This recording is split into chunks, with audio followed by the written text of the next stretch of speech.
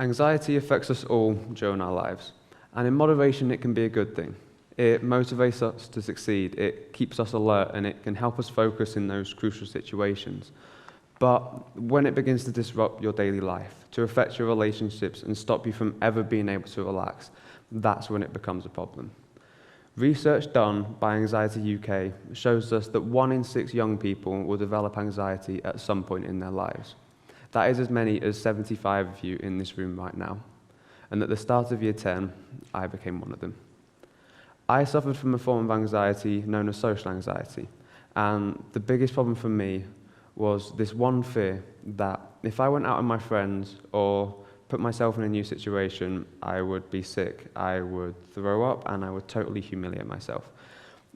This fear would cause me to feel ill, creating a vicious circle that I didn't know how to break out of. Things got progressively worse for about a year until I had reached the stage where I had stopped myself going on several major trips and holidays I'd wanted to go on, all because I'd had a panic attack just before I was supposed to go. And at that point, I knew I seriously needed help. So I started seeing a therapist. And one of the first things she did with me was to help me visualize my anxiety. And she used a snowball to do so.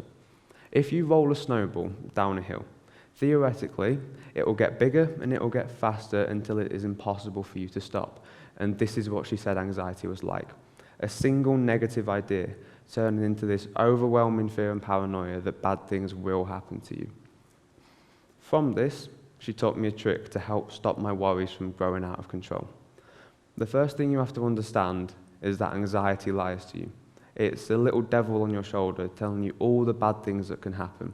And it's your job to tell it to shut up, to remind yourself of all the good that can happen instead.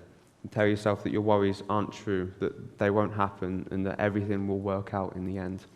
And if you can do that, you stop the worry from controlling you. You're effectively putting a barrier in front of that snowball so that it can't cause more destruction.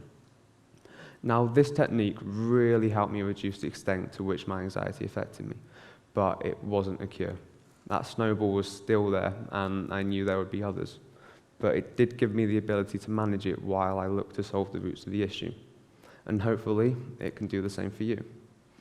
That's all I want to share, just this small technique to help you manage your anxiety and think more positively, so that you can reach a point where you're doing the things that you told yourself you couldn't.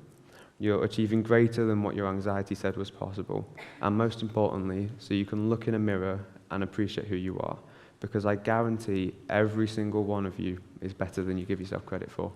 Thank you for listening.